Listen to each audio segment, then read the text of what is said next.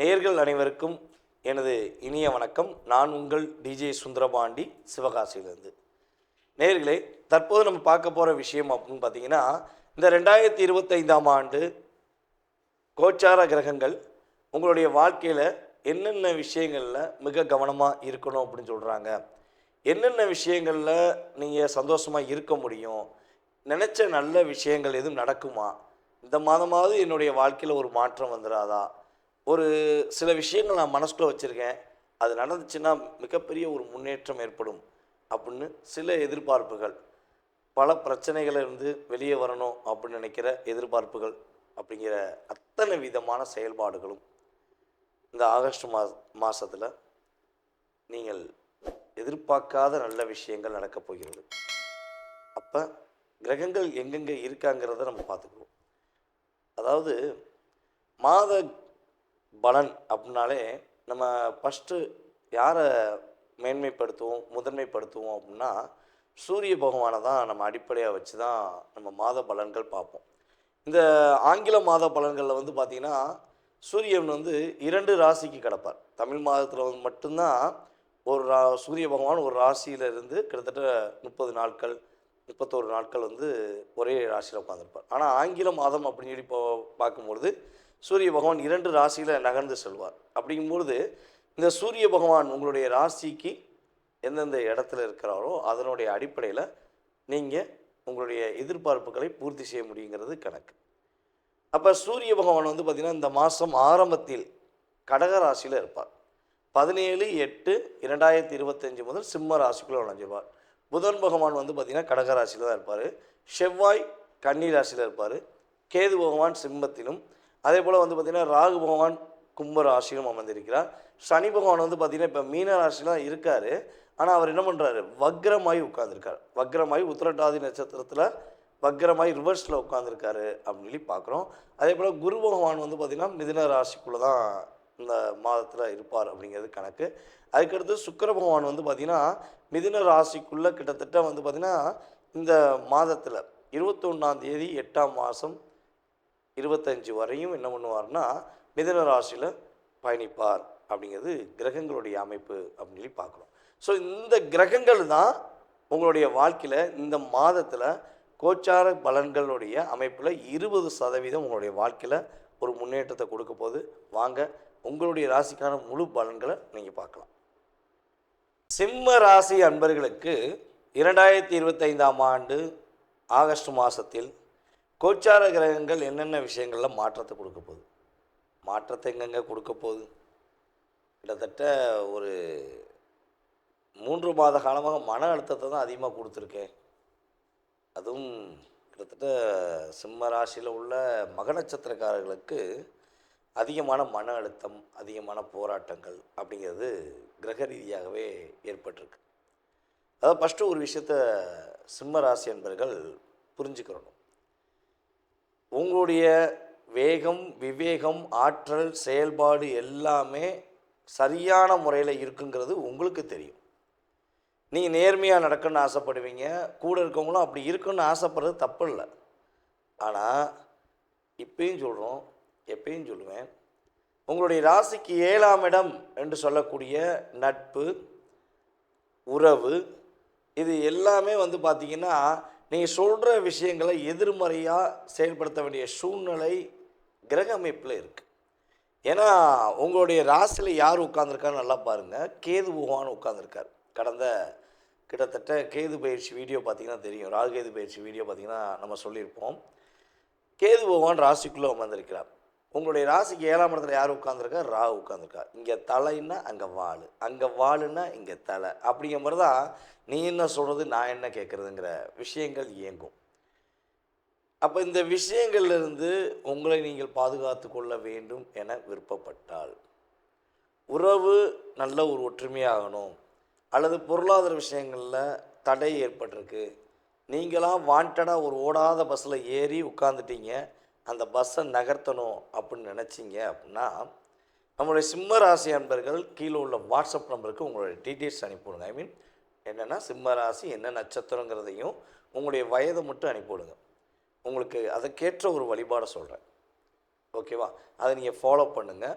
கண்டிப்பாக ஒரு மாற்றம், முன்னேற்றம், தடைகள் இல்லாத ஒரு செயல்பாடு ஏற்படும். இது பொதுவாக உள்ள கருத்து.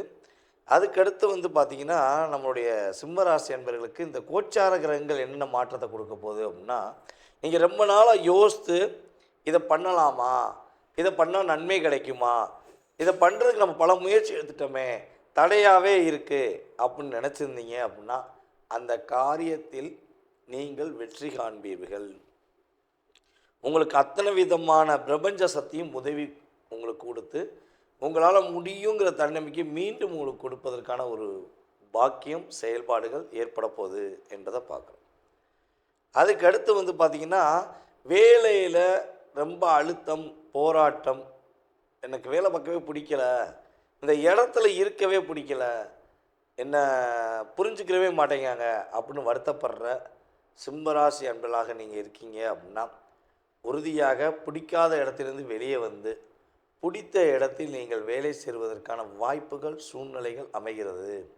அது எப்படி இருக்கலாம்னா, ஒன்று அதே கம்பெனியில் நீங்கள் அடுத்த கட்ட ஒரு பதவி உயர்வு வாங்கலாம், அல்லது உங்கள் கம்பெனியிலேருந்து வெளியே போன ஒரு சகோதர சகோதரிகள் யாராவது ஒரு நட்பின் ரீதியாக அவங்க கம்பெனிக்கு உங்களை கூட்டுக்குள்ள வாய்ப்பு அதிகமாக இருக்குது.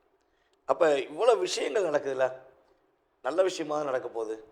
அப்போ நான் கவனமாக இருக்கணும் அப்படிங்கிற ஒரு கேள்வி வைக்கணுமா அந்த வட்டம் அப்படின்னா, உண்மையாகவே கவனமாக தான் இருக்கணும். ஏன்னா உங்களுடைய ராசிக்கு 2ஆம் இடத்துல செவ்வாய், ராசியில் கேது. அப்போ எங்கேயா போய் நான் முடிச்சு கொடுத்துருவேன், என்னால் முடியும் அப்படிங்கிறத இந்த மாதம் முழுவதும், அதாவது இந்த மாதத்தில் ஒன்றாம் தேதியிலேருந்து இந்த மாதத்தின் இறுதி வரையும் ஃபஸ்ட்டு ஒரு விஷயத்தை முடிவெடுத்துக்கோங்க. பணம் கொடுக்கறது வாங்கிறது தயவுசெய்து வேண்டாம். அதாவது கடனாக நான் சொல்கிறது. அப்புறம் எப்படிங்க ஒரு பொருளை வாங்க முடியும்லாம் கமெண்ட்ஸில் போடுவீங்க. நம்ம மக்கள் ரொம்ப மிகப்பெரிய சிந்தனையாளர்கள், ஓகேவா? ஸோ அப்போ நான் என்ன சொல்ல வரேன்னா, யாருக்கா கடனாக கொடுக்குறீங்க அப்படின்னாலும் தயவுசெய்து கொடுக்க வேண்டாம். யார்கிட்டயா கடன் வாங்குவதாக இருந்தாலும் ரொம்ப யோசித்து வாங்குங்க. ஏன்னா லாக் ஆக வேண்டிய சூழ்நிலை வந்துடும். ஒரு சின்ன சின்ன தொகை பெரிய விஷயம் கிடையாது. ஒரு பெரிய தொகை யாராச்சும் உங்களை அதை பண்ணு இதை பண்ணு, வேண்டாம். பொறுமையாக இருக்கேன்.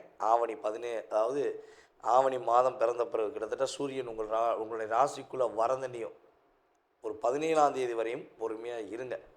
புதிய முயற்சிகள் என்பது சிந்தனையாகவே வச்சுக்கோங்க. செயல்படுத்துவதற்கு ஆவணி பிறந்த பிறகு நீங்கள் செயல்படுத்தும் போது நல்ல ஒரு மாற்றம், முன்னேற்றம் உறுதியாக உண்டாகும். அதேபோல் இன்னொரு விஷயத்தையும் நம்மளுடைய சிம்மராசி என்பர்கள் கடைபிடிக்கணும். சகோதர சகோதரிகள் என்ற செயல்பாடுகளில் அவங்க ஏதாவது உங்கள்கிட்ட கோபமாக பேசினாலோ, சில விவாதங்கள் பண்ணாலோ விட்டு கொடுத்து போயிடும். ஓகே, ஏன்னா உங்களுக்கு விட்டு கொடுத்து போகிறதுங்கிறது மலை மேலே இருந்து குதிக்கிறதுக்கு சமம். மலை மேலே இருந்து குதிக்கிறதுக்கு சமம். ஏன்னா நீங்கள் அந்தளவுக்கு ஒரு சரியான முறையில் இருக்கும்போது உங்களை பிடிச்ச அப்படியே தள்ளி விட்ட மாதிரி தான் நீங்கள் ஃபீல் பண்ணுவீங்க. பரவாயில்ல, யாருக்காக விட்டு கொடுத்து போகிறோம்? நம்ம கூட பிறந்த சகோதர சகோதரிக்கான விட்டு கொடுத்து போகிறோங்கிற மனப்பக்குவத்தை ஏற்படுத்திக்கோங்க. அடுத்த மாதம் அவங்க என்ன பண்ணுவாங்க, உங்களுக்கு உறுதுணையாக இருப்பாங்க. தன்னுடைய செயலில் உள்ள தவறை அவங்க உணர்ந்து உங்கள்கிட்ட வந்து என்ன செய்வாங்கன்னா, ஒரு அன்பாக பாசமாக செயல்படுத்துவதற்கான சூழ்நிலை அல்லது மன்னிப்பு கேட்க வேண்டிய சூழ்நிலை கூட அவங்களுக்கு ஏற்படலாம். ஓகேவா? அதனால் இந்த மாதம் விட்டு கொடுத்து போங்க. உங்களுடைய வாழ்க்கை மிக பிரகாசமாக இருக்கும். பொருளாதாரத்தில் முன்னேற்றம் வரும். வெற்றி உண்டு, மகிழ்ச்சி உண்டு. பாதுகாப்பான சூழ்நிலையை மட்டும் செயல்படுத்தினா என்றுமே நிம்மதியான சூழ்நிலை வரும் என்பது நிதர்சனமான உண்மை. தற்போது வரை உங்களுடைய ராசிக்கான பொது பலன்கள் பார்த்துருக்கீங்க. இது வந்து பார்த்திங்கன்னா உண்மையாகவே ஒவ்வொரு மாத பலன்களையும் நான் சொல்லிக்கிட்டு தான் இருக்கேன். ஒரு 20% தான் இது வந்து ரியாலிட்டியாக உங்களுடைய லைஃப்பில் ஒரு மாற்றத்தை கொடுக்கும். அது முன்னேற்றமாக இருந்தாலும் சரி, அல்லது ஒரு கவனத்துக்குரிய விஷயமா இருந்தாலும் சரி, ஒரு 20% தான். இதை தாண்டி உங்களுடைய சுய ஜாதகம்னு சொல்லி இருக்குது. அப்போ உங்கள் சுய ஜாதகத்தில் நீங்கள் பிறக்கும்பொழுது உங்களுடைய லக்னம் என்ன, உங்களுடைய லக்கண புள்ளி அப்படின்னு சொல்லுவோம். லக்னம் என்ன புள்ளி சாரத்தில் வாங்கியிருக்கு, சாரநாதன் யார், அதே போல் தசாபுத்திநாதன் யார். இப்போ உங்களுடைய கிரகங்களுடைய அமைப்பு ரீதியாக நீங்கள் என்ன விஷயத்துக்காக எதிர்நோக்குறீங்களோ அந்த செயல்பாடுகள் நடக்குமா அல்லது வேறு எதுவும் தடைகள் ஏற்படுமா, இப்படிங்கிற அத்தனை விதமான விஷயங்களையும், உங்களுடைய மனதில் உள்ள அத்தனை விதமான கேள்விகளையும் மிக தெளிவாக கிட்டத்தட்ட இங்கிட்ட ஒரு 20% போக 80%உடைய செயல்பாடை நீங்கள் முழுசாக நல்லா தெரிஞ்சுக்கணும்னு ஆசைப்பட்டீங்கன்னா கீழே உள்ள வாட்ஸ்அப் நம்பருக்கு டீட்டெயில்ஸ் அனுப்பிவிடுங்க. கட்டாயமாக உங்களுடைய அத்தனை விதமான கேள்விகளுக்கும் ஒரு அப்பாயின்மெண்ட் டைம் கொடுத்து உங்களுடைய அத்தனை விதமான கேள்விகளுக்கும் பதிலளிக்க நான் காத்திருக்கிறேன். அதே போல் ஒரு விஷயம் சொல்லிக்கிறேன். நம்ம கீழே போட்டிருக்க நம்பர் பார்த்திங்கன்னா நம்மளுடைய ஆஃபீஸில் வேலை பார்க்குற அலுவலக பணியில் உள்ள ஸ்டாஃப் தான் அட்டன் பண்ணுவாங்க. நீங்கள் அவங்ககிட்ட உங்கள் டீட்டெயில்ஸ் அனுப்பிடுங்க. அவங்க உங்களுக்கு அப்பாயின்மெண்ட் டைம் கொடுப்பாங்க. அந்த நேரத்தில் நீங்கள் என் நம்பருக்கு கான்டாக்ட் பண்ணி பேச முடியும். அப்போ உங்களுக்கு தெளிவான பதில்கள் சொல்ல முடியும். அதனால் ஃபோன் அட்டன் பண்ணுறது லேடியாக இருக்காங்களே, வேறு யாராவது இருப்பாங்களோ அப்படின்னு யோசிக்க வேண்டாம். நம்ம ஸ்டாஃப் போட்டிருக்கோம். ஏன்னா தொடர்ந்து நம்ம ஜாதகம் பார்த்துருக்கும்போது கால்ஸ் நிறையா வருது. அப்போ நம்மளால் அட்டன் பண்ணி அந்த கால்ஸை ஃபாலோ பண்ண முடியல.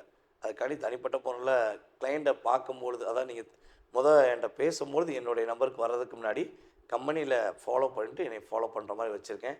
அதனால் கொஞ்சம் பொறுமையாக நிதானமாக கேளுங்க. அவங்க தெளிவான உங்களுக்கு டைம் கொடுப்பாங்க. அந்த நேரத்தில் என்னை கான்டாக்ட் பண்ணலாம்.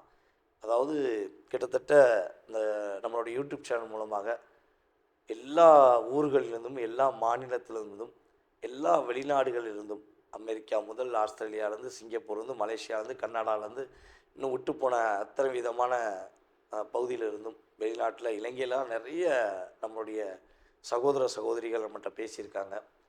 அப்படி இதெல்லாம் செயல்படுத்துவதற்கு இந்த பிரபஞ்சம் நான் உங்களிடம் பேசுவதற்கு எனக்கு ஒரு வாய்ப்பு கொடுத்துருக்கு. ரொம்ப சந்தோஷமாக இருக்குது. மேலும் மேலும் உங்களுடைய ஆதரவு கொடுங்க. அதுபோல் கீழே உங்களுடைய கமெண்ட்ஸ், நல்ல விதமான கமெண்ட்ஸை கொடுங்க. நான் உங்களுடைய கமெண்ட்ஸை எதிர்பார்க்குறேன். ஓகேவா? அதே போல் நீங்கள் விருப்பப்பட்டால் தொடர்பு கொள்ளுங்கள் என்பதை அன்புடன் கேட்டுக்கொண்டு உங்களிடமிருந்து விடைபெறுவது உங்கள் டிஜே சுந்தரபாண்டி, சிவகாசியிலிருந்து. நன்றி, வணக்கம்.